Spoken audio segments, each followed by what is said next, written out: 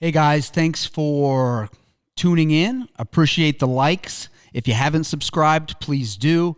That's a big deal. Today we're here with Greg Corbitt with Knight Insurance, new partner, talking about his sales process, some really unique things that they do at Knight Insurance. It's pretty cool hearing him talk about not just being a protege at one point, but now being a mentor.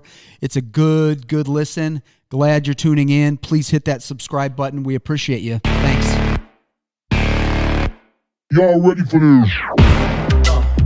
Welcome to the DeVerna podcast, where we talk about business, life, and how to win at both.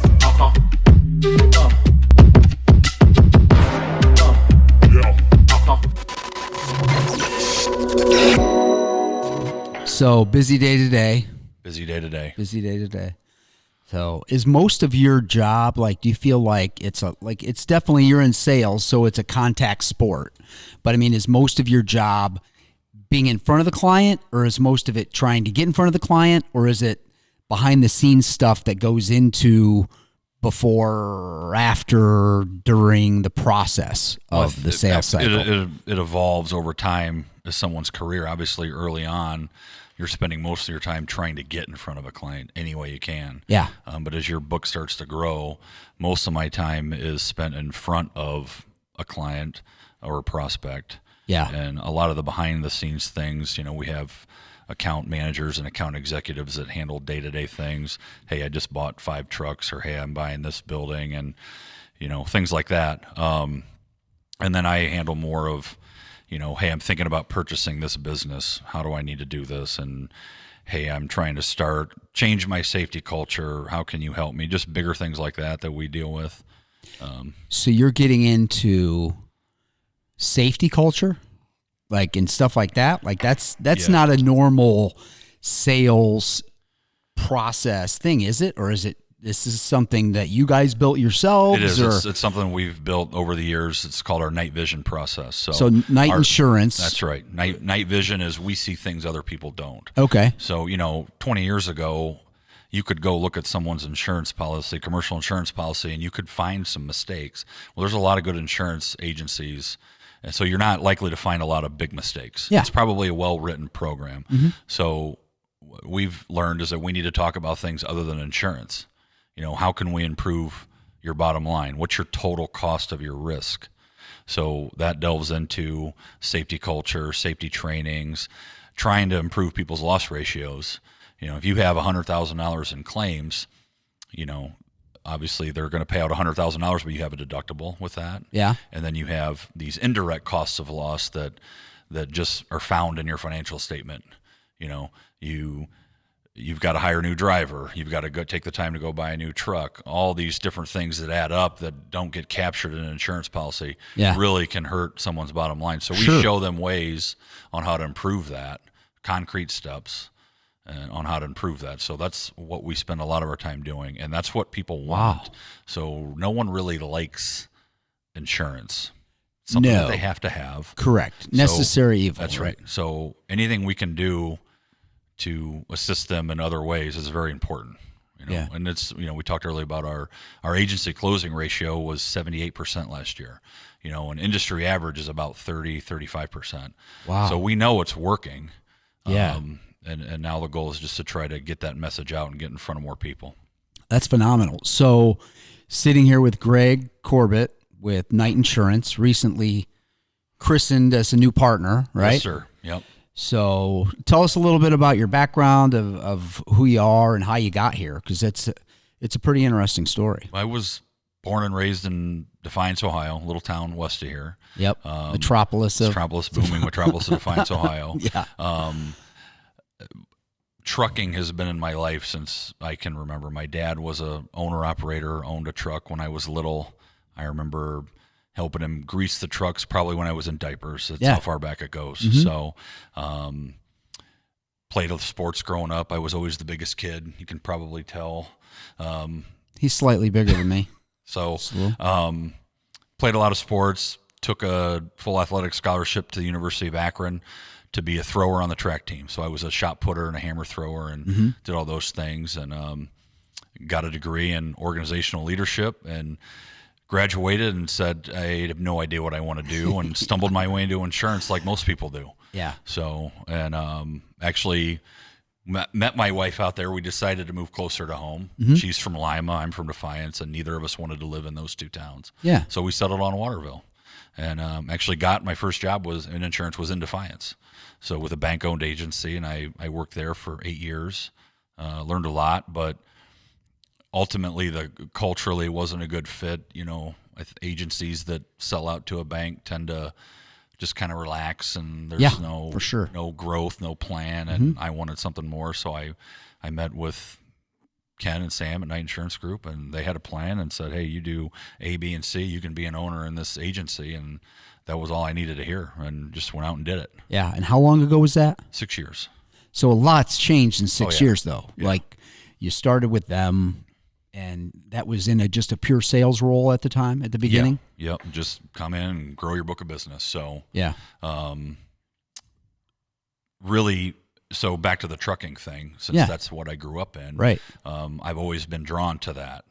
And so we have markets for trucking companies, and I started to learn all I could about that industry, and really probably I'd say 60% of my book now is trucking companies. Wow. And I love it. So I understand their concerns and the things that they deal with.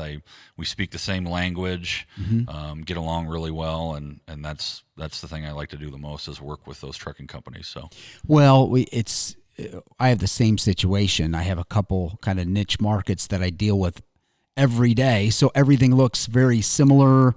They all they're all unique, but they all have a lot of the same problems, the same issues, the same worries, same things that keep them up at night, right? Yep. So when you're fishing in that pond all the time, and they also speak to each other, like they're not all enemies necessarily. Correct.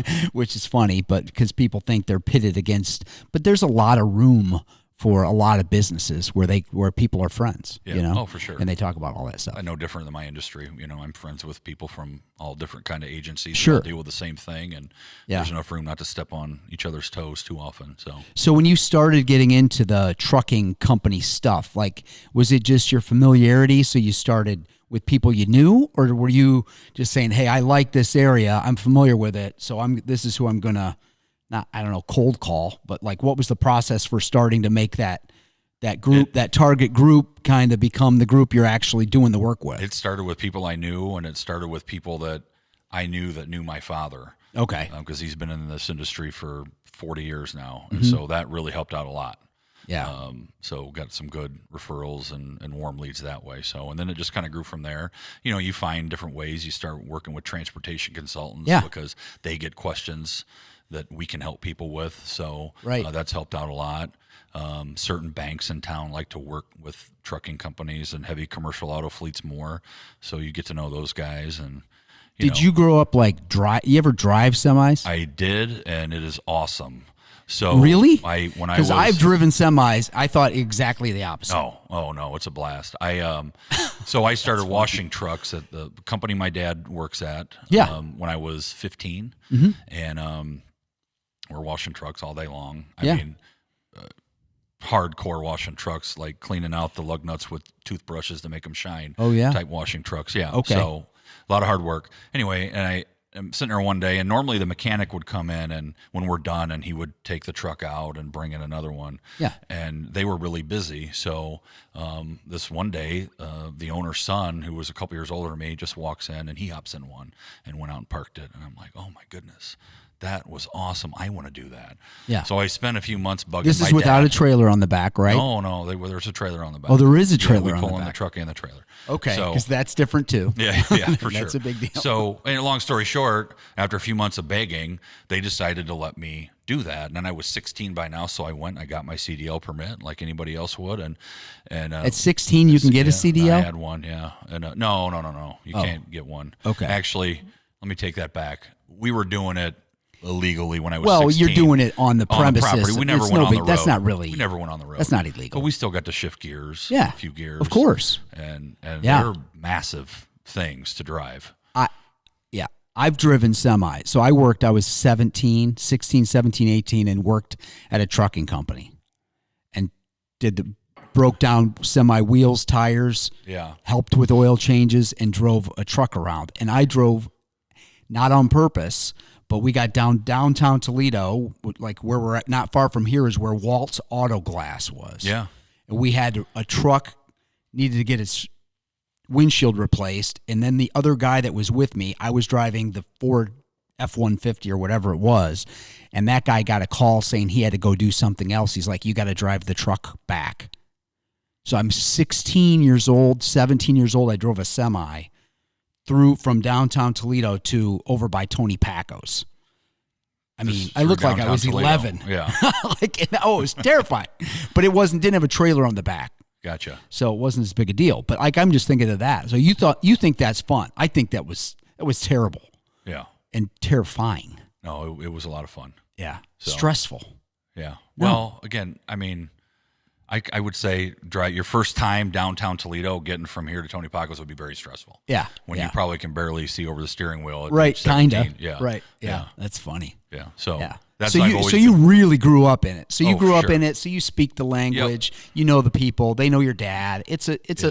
slightly easier path, but it's not simple because you're going to a whole different direction. It's not like you're selling them lug nuts. Correct. You're selling them insurance, which how are you qualified to do that, right? Like, Right. hey, I can drive my dad's semi. That doesn't mean you can. Correct. You know what the heck you're talking about in Yeah. insurance. And a lot of it is changing their mindset. You know, your average trucking company's used to going to the market 90 days before the renewal and just give me the bare bottom cheapest price. That's all I want. Yeah. They're not really paying attention to the loss ratio. They're not paying attention to something that's called a CAB score, Central Analysis Bureau score that is really the credit score for a trucking company. Oh. It tells you, so every time you see a truck pulled over on the side of the road, they're getting an inspection from a DOT officer. Okay. And they'll write them up for a tail light out, if the brakes aren't adjusted correctly, if the driver had a seatbelt on, all these different things, and that goes on your report. And if you get a bad enough score, it really impacts the type of insurance you can buy and certainly the price that you get with it. So really changing people's mindset about what they need to worry about isn't calling somebody 90 days ahead of time and getting the cheapest quote. It's a full annual, everyday risk management program to help you improve all these things, which will, improve your bottom line tremendously, especially if you're a client that has issues. Yeah. So, and that's kind of who I go after and try to work with. That's Guys that significant. need help. Yeah. That are receptive to that. Yeah. Awesome. Oh, yeah. very cool. Yeah. So- We talk about enthusiasm for our process. So you've been doing that. You've been fishing in the same pond for how long? 6 years now. Okay. There, yeah, for That's sure. great. Yeah. And you developed does Knight have a program for this for all of the different areas? We do, yeah. So we're a generalist agency, Okay. of course, and we can do anything. We've got 10 producers on the team, and each one of them have one or two niches that they develop where Okay. we're really working hard to be an expert in that field.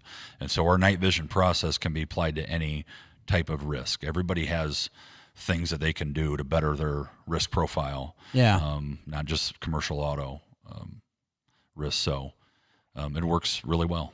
So who helps? So you're kind of now in charge of the sales team. Is that Yep. kind of what I picked up before? So are you developing, you've got younger people, a little less experienced than you you're kind of bringing them along on the same path you went on, or a whole different, hey, let me show you a easier way to do what I learned to do the hard way. Is that? Yes, Is it's that very very- different. I mean, when I started, it was, hey, your office is down there at the end of the hall. There should be a phone in there. Let us know if you have any questions. Phone book Yeah. for And you just to go call the at it. people. Yeah. And it was terrifying. Yeah, sure. But yes, we have, as I mentioned earlier, I think when we were talking before, we started a business development unit at the office. And that Allison Hammonds is in charge of that. So Yeah. she's really good at teaching the guys how to do a proper application, how to do a complete submission, how to talk to an underwriter, all these blocking and tackling things that you have to learn right away. Sure. And so we kind of put them through those paces. Yep. And then as they become to get validated with their book of business, they come around to our team and then that's where I'm in charge of those guys. So what are you in charge of? If she's doing the blocking, tackling, are you doing all the magic tricks? All Like the magic you're doing tricks. You're making the magic happen? Well, it's more, how do we get someone from a $300,000 book to a $500,000 book? Okay. What do we need to do? How many people do we need to call? What type of niche are we working on? We've set up this meeting. Do we have all the decision makers in here? Or why don't we have the CFO in here? Or why do we only have the CFO? Why don't we have the president of the company too? Things like that a younger producer will usually miss because they're so excited. They got the appointment. Remember what it was like when you started and how excited you were. Yeah. And you miss some of those I'm not going to buy from you signals. And so we really help them try to get those objections out of the way and hear them and understand them. And how do I overcome this? Yeah. So they're excited about having the appointment. They're not necessarily as worried about it being as qualified of appointment as it possibly could be. So my job is to help get it across the finish line. Yeah. We can get appointments, and we talk about this. We can have the biggest pipeline in the world and get all the appointments in the world. But if things aren't closing, it doesn't matter. Yeah. So we've got to get things across the finish line. Right. So by bringing, I have to believe that if one guy's just selling based off of price and another, meaning you guys are basing not just price, but price, value, and all this extra program, it would seem like if you're talking to the right person, then their ears are probably going to perk up. Correct. Because you're speaking a language that is probably something they deal with, but maybe not familiar to hear from the insurance Yes. guy Oh, or yeah. gal. When we start talking about, Right. hey, you had this financial leakage Mm-hmm. because you have all these claims, they know it. Yeah. They might not be able to pinpoint exactly, but they can look at their financial statement and understand how much money these claims are costing them. Yeah. And we can show them. We show them the data. We run this analysis and show them the data. Hey, you had $400,000 in claims last year. Here's how much that actually cost you, and here's how much we're going to return to your bottom line if we can reduce these claims even by half. And here's how we're going to go about systematically reducing those claims by half. That's really interesting. It is, and a lot of it has to I do with. never thought about that stuff. A lot of it has to do with a mindset.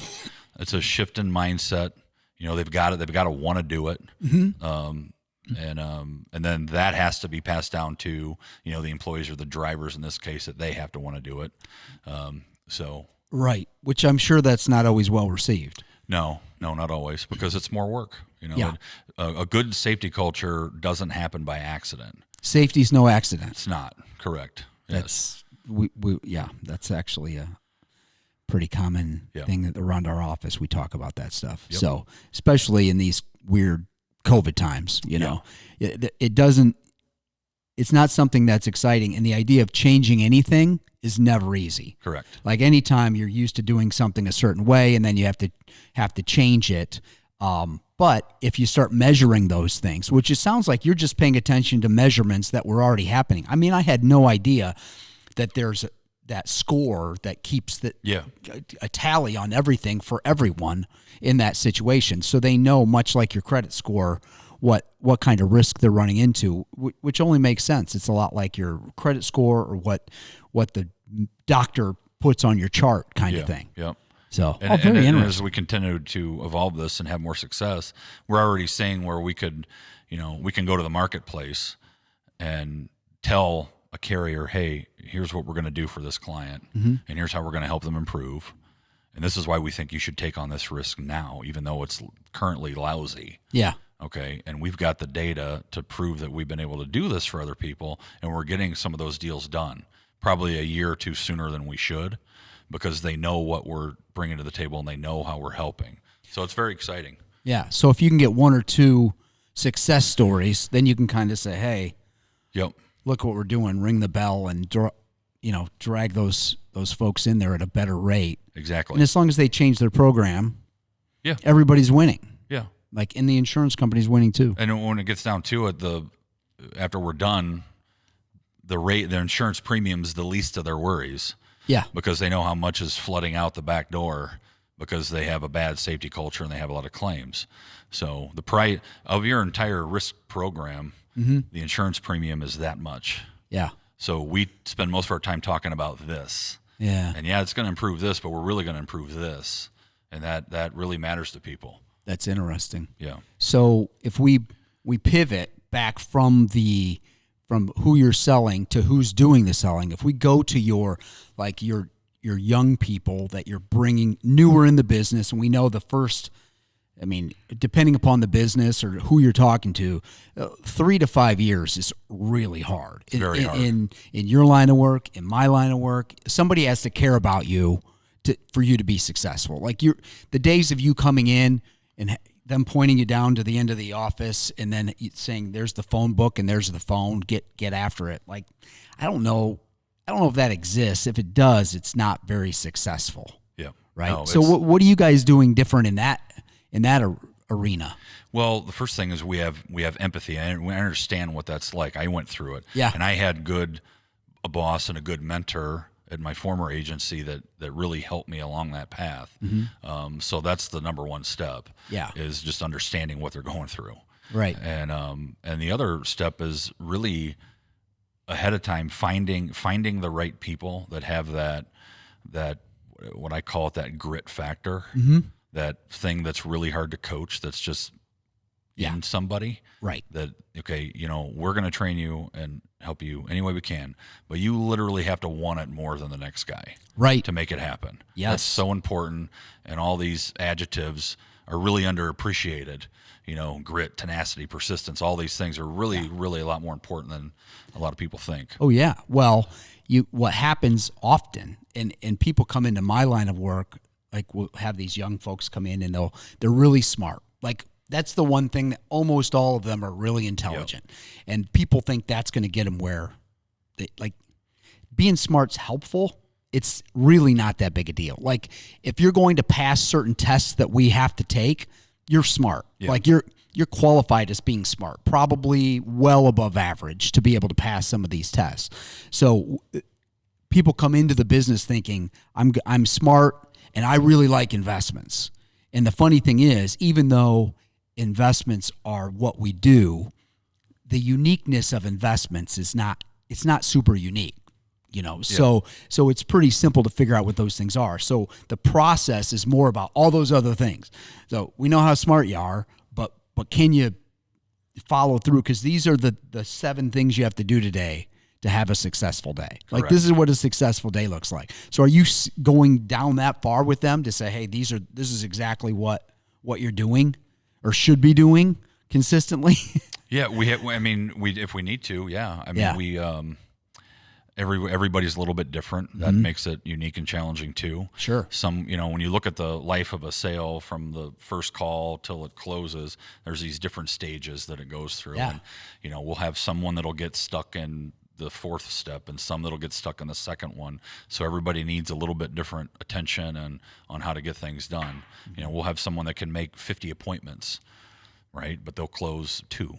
So we know where we need to work. Right. And we'll have somebody that'll close 2 out of 3. So we know where we need to work. He needs to try to get more appointments, and here's how we can help you do that. Yeah. So, and I would guess the timeline from setting the first appointment, if that's the first step even, or doing the research to set the first appointment, to actually closing, I mean, that could be a long... Can be.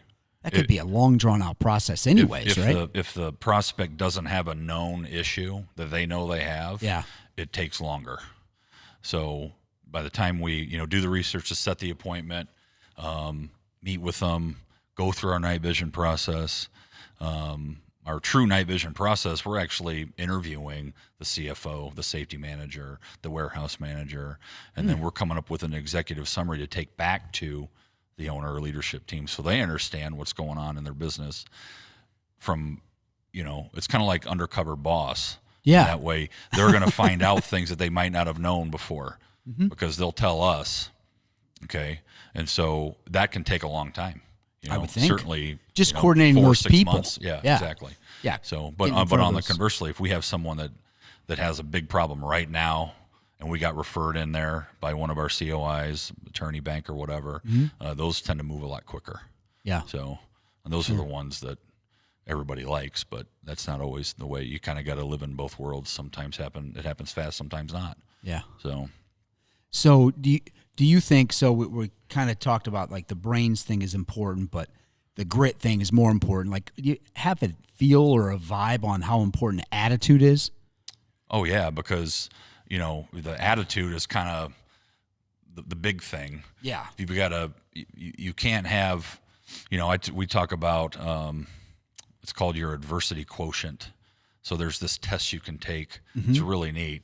And it basically tells you how you're going to handle adversity, and if you can score high on that, you probably have a good attitude. Your grit factor, there's a test for that too, which is really fascinating. If you have a high grit factor score, you probably are going to have a good attitude, because you have to. Yeah. So, we look at all that stuff, and how well you handle adversity. We'll have someone, happens to everybody, lose a deal in just the craziest way imaginable. Never thought it could happen, and it does. It happens. And I'll tell them, congratulations, you just lost one like that. You had to go through that. Yes. You had to, and now it's over. So you're better off now than you were before it happened. You got it over with. It took me 5 years to lose a deal like that. It only took you 6 months. Congratulations. Yeah. So that kind of stuff. Which they're probably looking at you like, what? you know. But I get it. Like, I've had that. Like, everybody that's been in sales for a while has had that. They've been kicked in the gut a couple times. It's like, how in the world did that go sideways? Yeah. That was a layup. Like, Exactly. it was done. Like, yeah, absolutely. And the good ones have a short-term memory. They'll get it out of their head. They'll learn from it and move on quickly. They're like the relief pitchers. Exactly. You just got to get back up. Go next night. You got to start throwing some pitches and get ready to go back in. Correct. Yeah. So that attitude is certainly very important. Yeah. The other thing, on the opposite end of that, and I'd like you to speak to it, but when things go well, so I was just talking a couple days ago about one of my friends, or somebody that I observed in the business, and things started to go rather well, and they took their foot off the gas. Like that, like coming back to that, like that's the opposite problem, right? But every bit as big of a problem. It is. Because you get a couple wins and you think you're bulletproof. Yeah, we're going through that right now, and we're talking about that right now. We just had the best year we've ever had as an agency. During Knight COVID. Insurance Group's been around since 1859.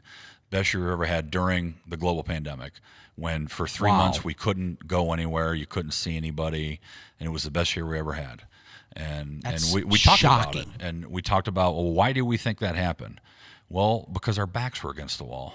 Yeah. And if how you respond is so important. So I like what we have in the room, because we all responded the right way. So having said that, what kind of pressure do we have this year? We're not in a global pandemic anymore. It's certainly winding down. Right. We can go see people again. How are we going to respond? Yeah. You have to come back even harder, and kind of double down on what you did right, and do it better, and do it more of it, in the next year. So we're trying to hedge that. Obviously that 3 month, if you like, whatever that period of time was, where everybody was kind of locked down, right? Obviously that changed business a great deal. But when things started to get back to moving, like, are you doing things very differently today than you were a year ago? Without question. And it's been a blessing, really, because we've been trying to expand our territory. We consider ourselves, we'll write anything in the Midwest. We've got clients in Indiana, Illinois, Michigan, Pennsylvania, Kentucky, all that. But trying to expand those areas is so much easier now, because everybody expects that first meeting is going to be on Microsoft Teams or Zoom. Yeah. So I don't have to drive to Cincinnati to do that introduction meeting just to find out if this is even going to be a fit in any way. We can do that over a Zoom, and the prospect expects that now. Whereas before, trying to get someone to do a Zoom, well, you don't want to come down and see me? Right. Well, I do, but we might not be a good fit for each other, and I'd kind of like to find that out now instead of spending a whole day doing it. So that's been great. For us, and all of our team has embraced it, and we haven't stopped doing that. We've made it a point. Okay, we got an appointment in, Warsaw, Indiana, for example. That's a 2 hour and 10-minute drive. Let's set up a Microsoft Teams. Let's meet their team, and kind of go through our normal process we would on a first appointment. And then if it's good, we'll keep going, and then we'll go out and see them for the second meeting. It we is know it's interesting. Gonna, yeah. Like that is a very good efficiency that's been created. Yeah. And you have every expectation that you're going to try to continue to do that forever, I suppose, right? for If sure. you can. Yep. Yeah. Yeah, it just makes sense. I think the other thing, which we're noticing because we have a lot of people back in the office, or clients. So when we reach back out, hey, last year's review was Zoom or over the phone or whatever we used to have last year's review. Those reviews were so efficient and quick. And so some of our people are saying, hey, I'd like to come back in the office. Interesting, the average office visit approaches an hour. Yeah. The average Zoom call is never more than 30 minutes. So for somebody to be able to do that from their home with that kind of efficiency, not have to leave their living room, like they don't have to drive to Perrysburg. Our office is easy to find. It's easy. If somebody's saying, hey, I'm going to Costco anyways, which is pretty typical. Like they're like, hey, we're going to Costco. We're going to stop and see Dan, that type of a thing. But when it comes to businesses, they're really trying to get more efficient. And heck, we haven't always been working from our office. They're not. Yeah. Like a lot of them aren't. They're, you end up on a Zoom meeting and they're in their, not wearing their pajamas necessarily, but they're in their living room. The dogs, you can see the dog running around and doing all that. Yeah, we're about half and half right now. With we have some folks that are still working from home. Some come in the office. I lasted about 3 weeks, and then I had to start coming back in the office. And my poor wife, everybody was in school. My little girls were in school. My daughter was in college. My wife's back in school, so everybody was in school. Yeah, and I just ran back to the office. So yeah. It's a safe place. It is. Right. Yeah. We were considered essential, right? So So I was in the office. I mean, I took some days where I wasn't, but there were, for the most part, we were there consistent, steady Eddie type of a thing. So I think that, the COVID thing also, like we learned a lot of technology that we have had for a long time that we weren't using. And I'm an old school guy. I definitely wouldn't have used it if it wasn't forced upon me. No doubt about it.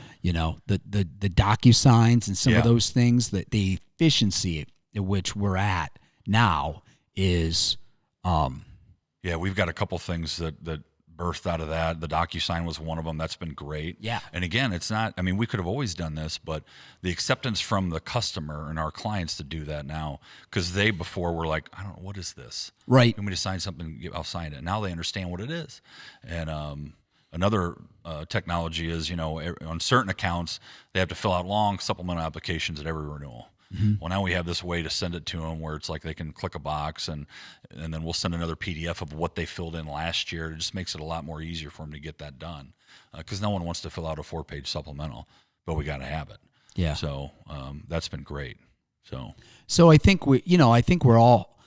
I definitely think, even though obviously the whole pandemic was just terrible. Like people were affected in many ways,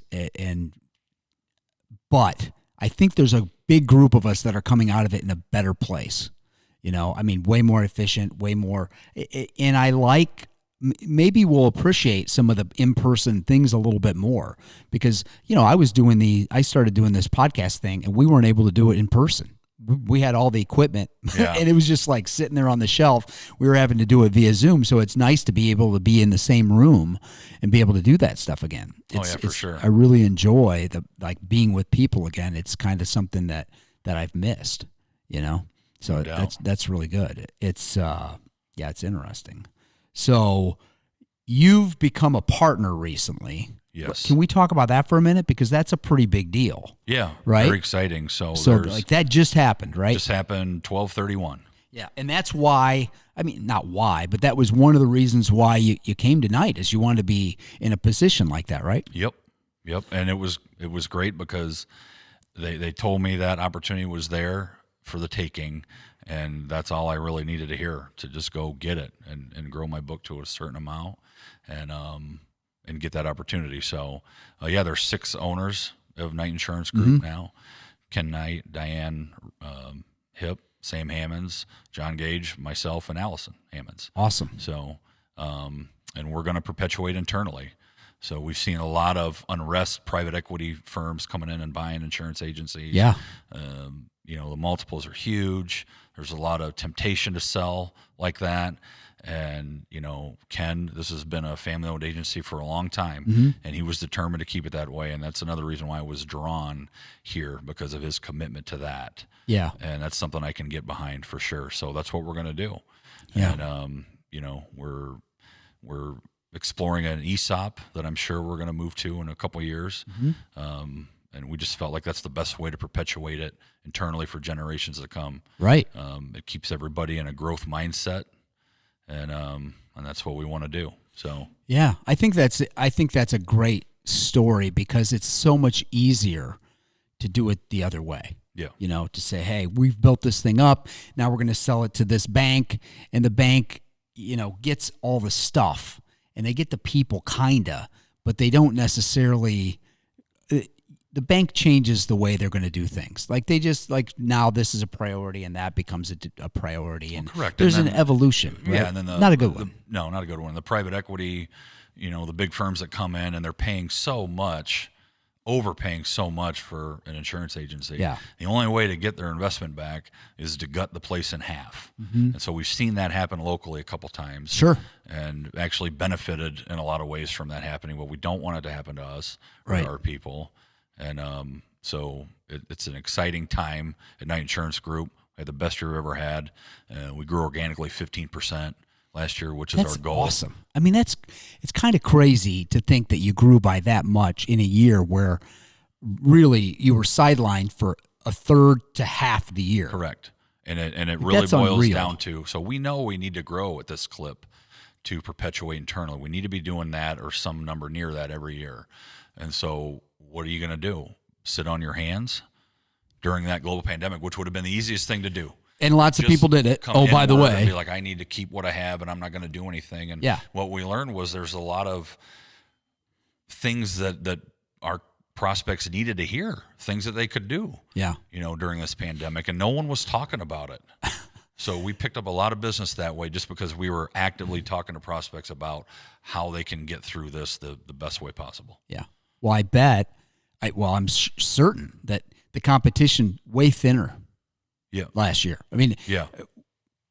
I just think that's one of the big differentiators. You've got all these people that used that shutdown as an excuse to shut down. Yeah. And you've been in business for a long time. Like the hardest part of business is getting the momentum. Yeah. Like once you have the momentum, please never give it up.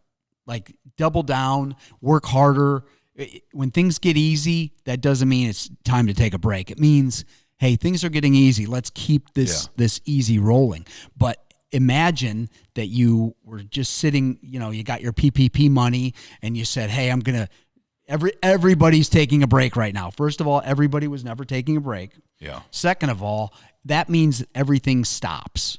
So the hopper, the sales funnel, whatever you use, like all those lists and all those things, those people are sitting there, but that doesn't mean they're not being called by somebody. Correct. They're being called by you. Yep. Like in this case, they were being called by you. No, it's a momentum real thing. It's Without real. a doubt. People that wouldn't even maybe understand it could go watch a basketball game, NCAA basketball game this March, and feel it. Wow, this team now has momentum. It's Right. The business is the same way. Exactly the same way. Yeah, it's a Can't great. really explain it, but it's there. Right. And you need to And you can feel ride it. it as long as it's there. And the other thing is, and this is how, because all of us had at least a little bit of a shutdown, at least a little, Yeah. right? Like we just couldn't see people. We were talking to them, but that was about it. But everybody's going to have those really hard days too. Like the hard days, sometimes hard weeks, sometimes hard months. And I've been doing this stuff for over 20 years now. And so it gets familiar. Like there's this familiar pressure. Like it's uncomfortable. Things aren't going easy. Things aren't going well, but like, hey, I know this feeling and I know what comes after this. Exactly. Like You're not that's the scared thing. by it anymore. It's just part of it. Right. It's part of the process. Yep. So, yeah, I really enjoy that. And that's the part where you, as kind of the mentor, now you, instead of being the protege, now you get to be the mentor and kind of walk those young folks through that process. Hey, don't be scared. I've got the flashlight. Like, this is, we're going through the jungle, but I've got a light here. Just You're going to follow want to me. quit 6 times in the next 4 years. Don't do it. Get through it every time. Right. And you're right. There's light at the end of the tunnel for sure. Yeah, and it's a great career, right? Like these sales careers, if you can stick it through that 3-5 year process, like on the other end, there's so much. It's the relationships are great. The money that you make is oftentimes great. It's a very intricate part of the process. Like without the salesperson, none of that happens. And it also, if you're good at it, gives you a lot of flexibility. Oh, yeah. You have a family, you can go do family stuff. Yep. You know, there's a lot of fun that can be had by that. No doubt about it. So yeah, it's similar to I think the sport I played in college, track and field. Or maybe like wrestling would be another good example. There's an individual component and there's that team component. Yeah. And I still get to live that today. So I'm very excited that I fell into this business by accident. Yeah. It was probably meant to be. Yeah. So I enjoy it very much. Yeah, the team thing is a big deal. Yeah. Like I'm a big team guy. Like we kind of sell in teams now as a whole, and it's a lot of fun. It's a lot more fun than doing it by yourself. I mean, being successful by yourself is meaningful, but it's not as big a deal. But I really like that you're not just on a team, but you're actually bringing young folks along with you. Yeah. And I think that's the most meaningful thing, is giving some of that back. Like, yeah. Hey, somebody did it for you. Now you're doing it for somebody else. I mean, that's where it's at. I think that's the great stuff. Yeah. And I think, and once they understand too, hey, we all lift each other. You've been here a month, but you just set 6 appointments, and I was encouraged by that.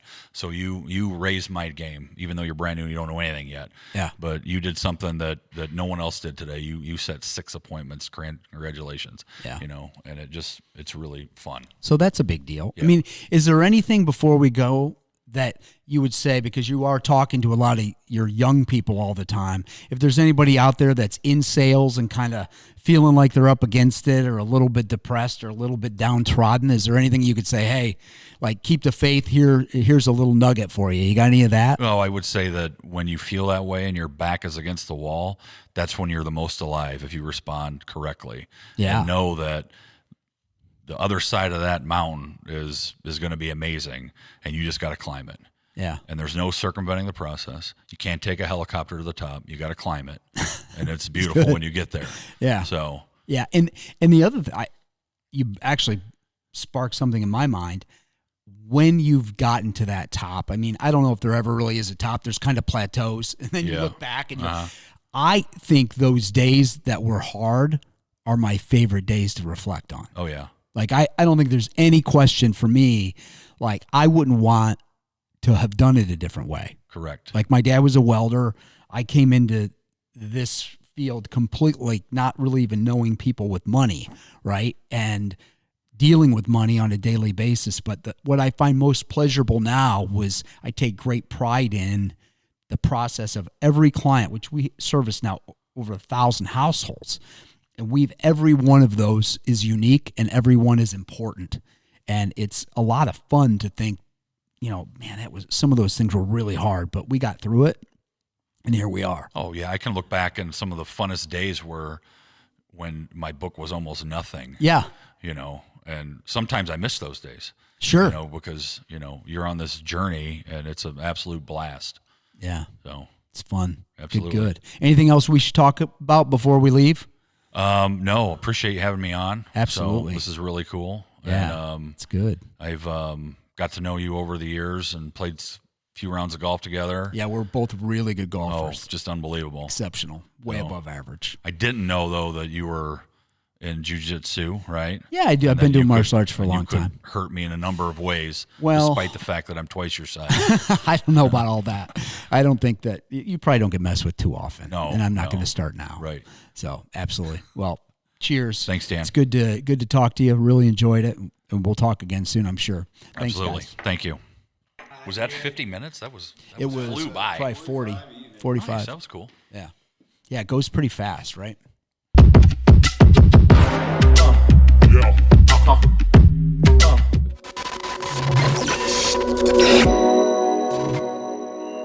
DeVerna offers products and services using the following business names: Creative Financial Partners, Insurance and Financial Services, Ameritas Investment Company, LLC, AIC, member FINRA, SIPC, Security Investments, Ameritas Advisory Services, AAS Investment Advisory Services. AIC and AAS are not affiliated with Creative Financial Partners. Products and services are limited to residents of states where the representative is registered. This is not an offer of securities in any jurisdiction, nor is it specifically directed to a resident of any jurisdiction. As with any security, request a prospectus from your representative. Read it carefully before you invest or send money. A representative will contact you to provide requested information. Representatives of AIC and AAS do not provide legal or tax advice. Please consult your tax advisor or attorney regarding the situation. Whew.